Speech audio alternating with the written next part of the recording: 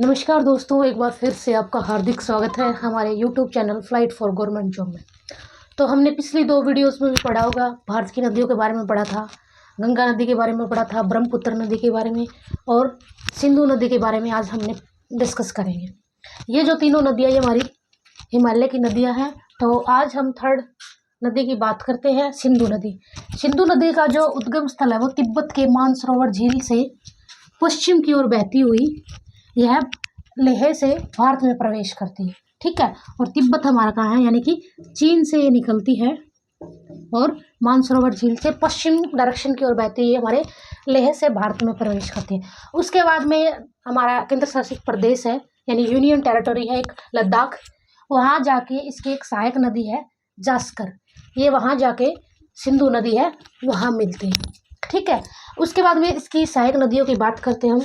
उसकी सहायक नदियाँ है झेलम, सतलुज है, रावी है, व्यास है और चिनाब है। उसके बाद में चिनाब की अगर सहायक नदियों की बात करें तो झेलम, रावी, ठीक है, यानी ये 2 जो सहायक नदियाँ किसकी है, चिनाब की, रावी और झेलम। उसके बाद में हम बात करते हैं सतलुज नदी की।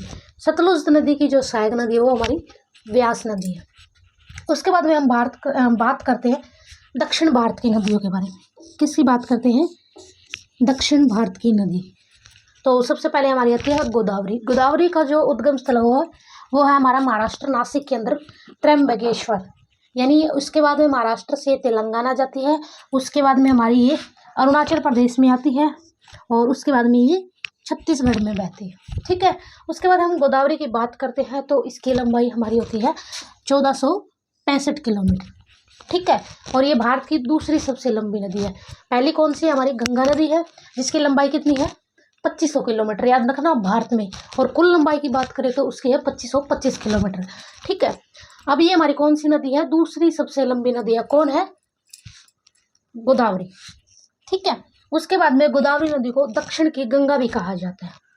और इसकी सहायक नदियों की बात करते हैं तो पैनगंगा, वैनगंगा, इंद्रावती, मंझीला व सबरी है जो इसकी क्या है, सहायक नदियाँ। ठीक है, तो एक बार रिपीट करने की तो ज़रूरत नहीं होगी। हम नेक्स्ट अगली नदी के बारे में पढ़ेंगे जो हमारी क्या है, महानदी। ठीक है, क्या है, महानदी। महानदी का उद्गम स्थल देख लेते हैं एक बार।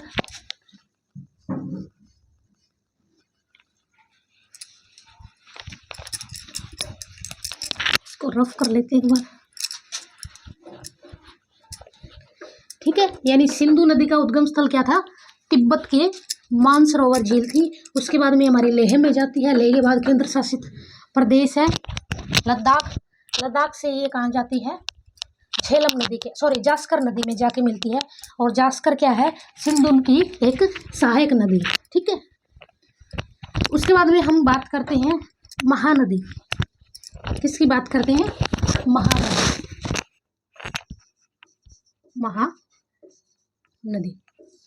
महानदी का जो उद्गम स्थल है वो क्या है, छत्तीसगढ़ की सिहिमा पहाड़ी। छत्तीसगढ़ की सिहिमा पहाड़ी। ठीक है, यानी एक कोई पहाड़ी है, ये वहां से इसका उद्गम स्थल है। ठीक है, सिहिमा पहाड़ी से होती है छत्तीसगढ़ की। उसके बाद में आगे कहाँ जाती है, छत्तीसगढ़ से उड़ीसा, कहाँ जाती है ये, उड़ीसा जाती है। और उड़ीसा में भी एक जगह है सबलपुर, क्या है, सबलपुर, यानी ये सबलपुर जगह नाम से इसका एक प्रवेश द्वार है। उसके बाद में आपको पता भी होगा उड़ीसा में एक बहुत बड़ा बांध है हमारा, हीराकुंड बांध। क्या है, हीराकुंड बांध। ठीक है, यानी हीराकुंड बांध है। ठीक है, और हीराकुंड की बात करें, ये एक हमारा गुरुत्वीय बांध है। क्या ये, गुरुत्वीय।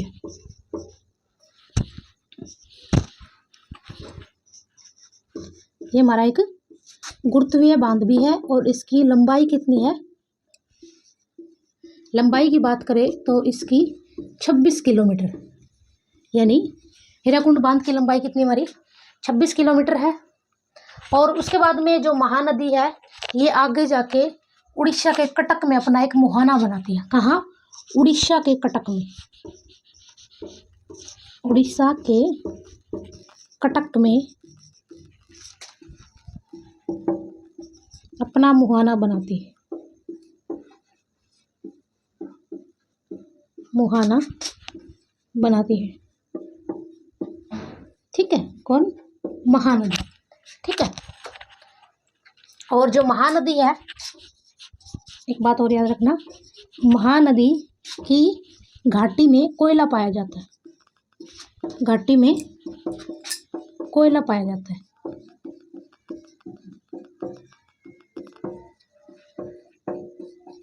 ठीक है। एक बार हम रिपीट कर लेते हैं।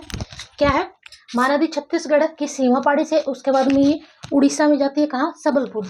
उसके बाद में उड़ीसा में एक बांध हमारा कौन सा है? हीराकुंड बांध। और ये हमारा एक गुरुत्वीय बांध है, और इसकी जो लंबाई है वो कितनी है हमारी? 26 किलोमीटर है।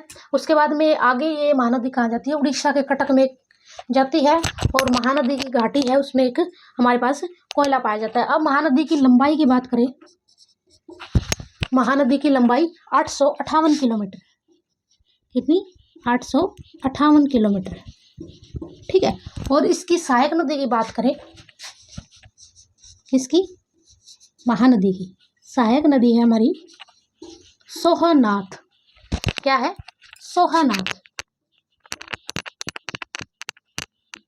ये सबसे बड़ी नदी है, इसकी सहायक नदी, यानी महानदी की सबसे लंबी नदी है। क्या ये सबसे लंबी नदी है महानदी की सहायक नदियों में से? महानदी की सबसे लंबी सहायक नदी, यानी और भी है इसकी सहायक नदी, लेकिन जो सबसे बड़ी है वो इसकी सहायक नदी है।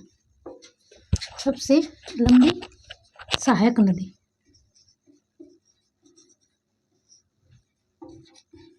ठीक है। क्या ये? सबसे लंबी सहायक नदी, ठीक है। यानी महानदी छत्तीसगढ़ के सीमा पहाड़ी से, आगे उड़ीसा के सबलपुर से, उसके बाद में उड़ीसा में एक हीराकुंड बांध है जिसकी लंबाई 26 किलोमीटर है। ये एक गुरुत्वीय बांध है, यानी ग्रेविटेशनल फोर्स पे आधारित बोलते हैं जिसको इंग्लिश में। और उड़ीसा के कटक में अपना मुहाना बनाती है। उसके बाद में हम महानदी की घाटी में कोयला पाया जाता है, और इसकी जो लंबाई है वो 858 किलोमीटर है। और इसकी सहायक नदियाँ कौन सी है? सोहनाथ इसकी सबसे लंबी सहायक नदी है, ठीक है। उसके बाद में हम अगली बात करते हैं हमारी कृष्णा नदी की। किसकी बात करते हैं? कृष्णा नदी की।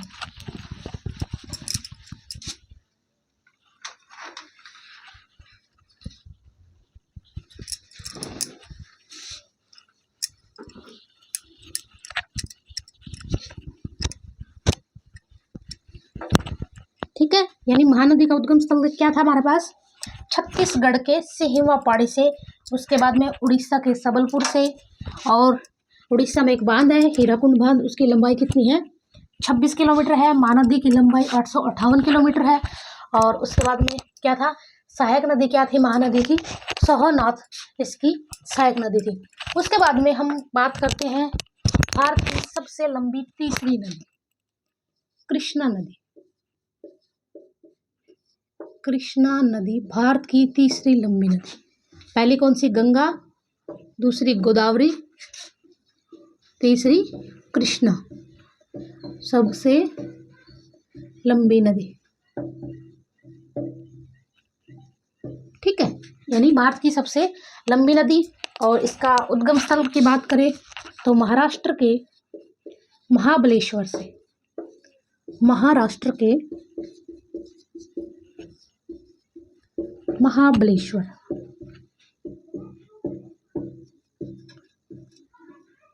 महाराष्ट्र के महाबलेश्वर से है। और ये भी जो हमारी नदी है ये गोदावरी के समांतर बहती है, यानी उसके इक्वली बहती है। उसके बाद में हम बात करते हैं, एक इसका इम्पोर्टेंट पॉइंट है, कृष्णा नदी के अंदर हीरे पाए जाते हैं। कृष्णा नदी के अंदर हीरे पाए जाते हैं, हीरे पाए जाते हैं, ठीक है। क्या पाए जाते हैं? हीरे, ठीक है। और इसका प्रवाह क्षेत्र की बात करें, पहले महाराष्ट्र में जाती है, उसके बाद में कर्नाटक में जाती है, उसके बाद में तेलंगाना, कहाँ जाती है? तेलंगाना, और उसके बाद में जाती है हमारी आंध्र प्रदेश, एपी, ठीक है, यानी आंध्र प्रदेश। ठीक है। और कृष्णा की जो सबसे लंबी सहायक नदी है वो है भीमा नदी। सहायक नदी भीमा नदी। ठीक है, यानी क्या है, भीमा नदी इसकी सहायक नदी है। और भी बहुत सारी नदी है इसकी, कोयना, मूसी, ठीक है, मूसी है, पंचगंगा है, यानी बहुत सारी हैं पंचगंगा। ठीक है। और एक और नदी है तुंगरबंधा।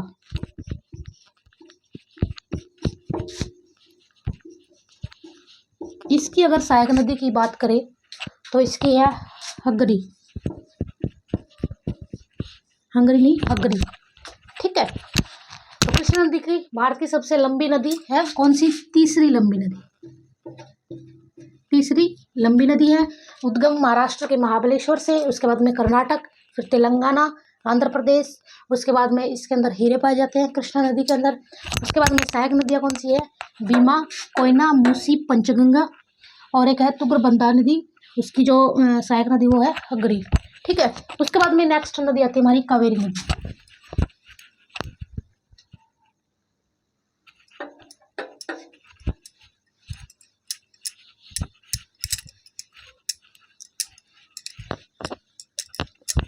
ठीक है। कावेरी का उद्गम स्थल क्या था? महाराष्ट्र के महाबलेश्वर, उसके बाद में कर्नाटक, कर्नाटक से तेलंगाना, तेलंगाना से आंध्र प्रदेश होते जाते हैं, और इसका जो पानी है वो सिंचाई में भी प्रयोग किया जाता है। ठीक है। उसके बाद में कावेरी नदी, कावेरी नदी, ठीक है, और इसका उद्गम स्थल है कर्नाटक के ब्रह्मगिरी। क्या है? कर्नाटक के ब्रह्मगिरी,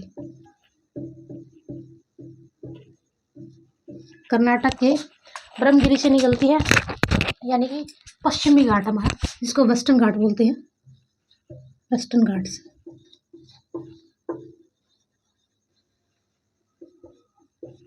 वेस्टर्न घाट से, और कर्नाटक के बाद में जाती है हमारी तमिलनाडु और केरल, यानी इसका प्रभाव क्षेत्र कहाँ है? तमिलनाडु में जाती है पहले ये, तमिलनाडु, और फिर क्या था हमारा? केरल। ठीक है, केरल। और इन दोनों मतलब जो कावेरी नदी है कर्नाटक और केरल के बीच में आपस में डिस्प्यूटेड चल रहे हैं, इन दोनों के बीच में ये विवादित नदी है। ठीक है, यानी कर्नाटक वाले कह रहे हैं हमारी साइड पानी आना चाहिए, केरल वाले कह रहे हैं हमारी साइड पानी आना चाहिए। उसके बाद में इसकी हम लंबाई की बात करें, 805 किलोमीटर। क्या है? 805 किलोमीटर है। उसके बाद में हम सहायक नदी की बात करते हैं।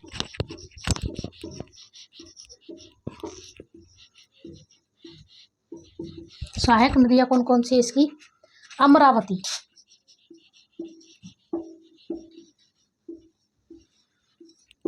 अमरावती, अकरावती, हेमावती, ये इसकी सहायक नदियाँ। ठीक है, हेमावती, ये किसकी सहायक नदी है? कावेरी नदी की। ठीक है। और कावेरी नदी को राइस ऑफ बाउल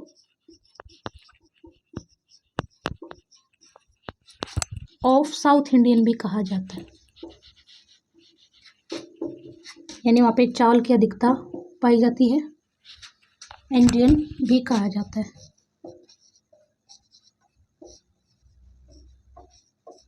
ठीक है। उसके बाद में यानी जहाँ ये कावेरी का प्रभाव क्षेत्र है उसको बोलते हैं, कावेरी का प्रभाव क्षेत्र, कावेरी का प्रभाव क्षेत्र, उसको उस एरिया को क्या बोला जाता है? Rice of bowl south India. ठीक है।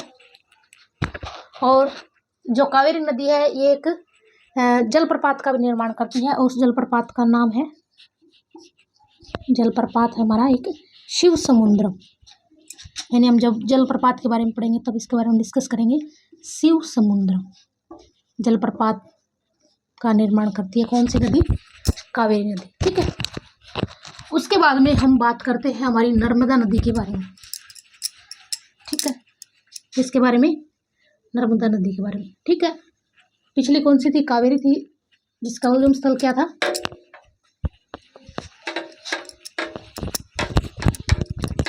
कर्नाटक के ब्रह्मगिरी से। ठीक है, तो अब हम पढ़ेंगे नर्मदा। नर्मदा नदी के बारे में पढ़ेंगे। इसका जो उद्गम स्थल है वो मध्य प्रदेश में, मध्य प्रदेश के अमरकंटक में, मध्य प्रदेश में मैकाल पर्वत, एक मैकाल पर्वत के अमरकंटक की पहाड़ियों से, अमरकंटक की चोटी से, यानी उद्गम स्थल कहाँ है? मध्य प्रदेश के मैकाल पर्वत के अमरकंटक चोटी से। ठीक है, उसके बाद में मध्य प्रदेश के बाद में जाती है हमारी महाराष्ट्र और गुजरात। कहाँ जाती है? महाराष्ट्र, गुजरात, यानी यहाँ भी इसका सिंचाई में प्रयोग किया जाता है। मध्य प्रदेश, उसके बाद है महाराष्ट्र, फिर गुजरात। और इसे उल्टी बहने वाली नदी भी कहा जाता है। इसे उल्टी बहने वाली नदी भी कहा जाता है।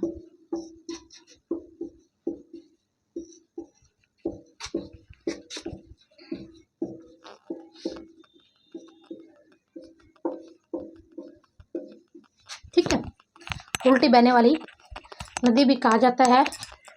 और यहाँ भी ये भी जो नर्मदा नदी एक जलप्रपात का निर्माण करती है, जिसको बोलते हैं कपिल धारा, कपिल धारा धुआंधार जलप्रपात, कपिल धारा धुआंधार जलप्रपात, धुआंधार जलप्रपात।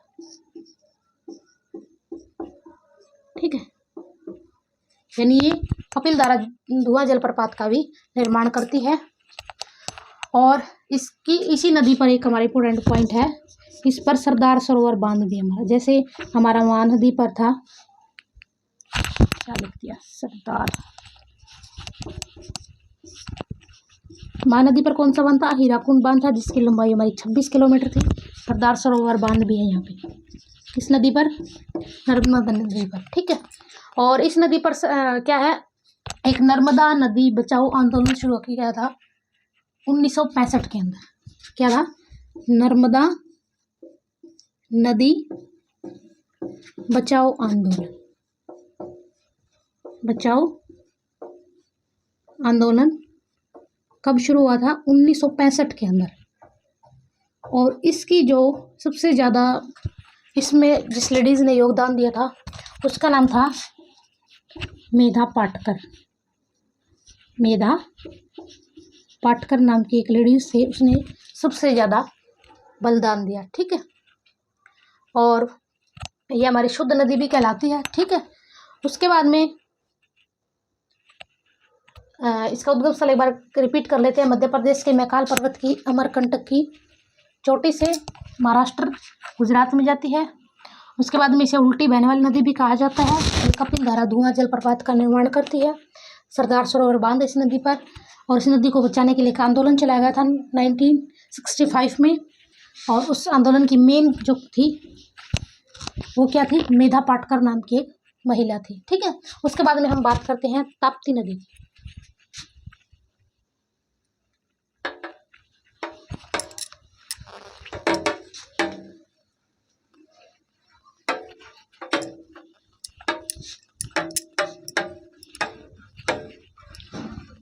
मेधा पाटकर नाम की महिला थी जिसमें इसने आंदोलन में भाग लिया था। तो अब हम पढ़ते हैं ताप्ती नदी। कौन सी नदी पढ़ते हैं? ताप्ती नदी। और इसका जो उद्गम स्थल है मध्य प्रदेश के बैतूल स्थान से। मध्य प्रदेश के बैतूल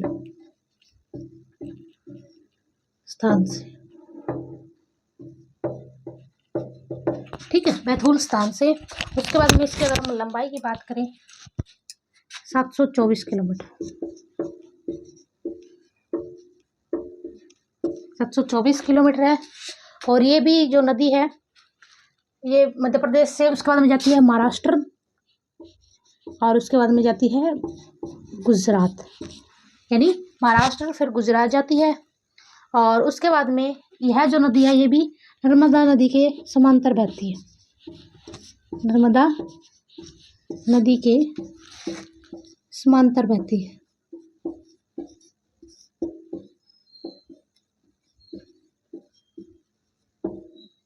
समांतर बहती है। इसकी सहायक नदी की बात करें, सहायक नदियाँ कौन कौन सी है इसकी? ताप्ती की। और इसका उद्गम स्थल क्या है? मध्य प्रदेश के बैतूल स्थान से गिरना,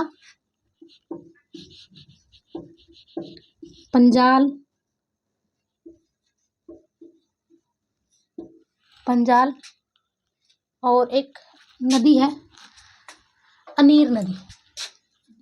कौन सी नदी है? अनीर नदी इसकी सहायक नदी है, ठीक है। और उसके बाद में अगली हमारी पूर्णा नदी, जो इसकी सबसे महत्वपूर्ण सहायक नदी है, सबसे महत्वपूर्ण सहायक नदी, पूर्ण सहायक नदी किसकी? ताप्ती की। कौन सी नदी? पूर्णा, ठीक है। और जो ताप्ती नदी है ये हमारी कौन से शहर के किनारे है? सूरत शहर के किनारे, यानी ताप्ती जो सूरत है वो कहाँ है? ताप्ती नदी के किनारे स्थित है, ठीक है, सूरत शहर स्थित है, ठीक है। तो आज के लिए बस इतना ही। हमने बहुत सारी नदियों के बारे में पढ़ा, सिंधु नदी, कृष्णा, कावेरी, गोदावरी, ताप्ती, महानदी, ठीक है। तो कल मिलते हैं एक बार फिर से हम एक नेक्स्ट नए लेक्चर में और नए टॉपिक के साथ में। तो तब तक के लिए हमारे वीडियो को प्लीज़ शेयर करते लीजिए, हमारे चैनल को सब्सक्राइब कीजिए, कमेंट कीजिए। Thank you so much.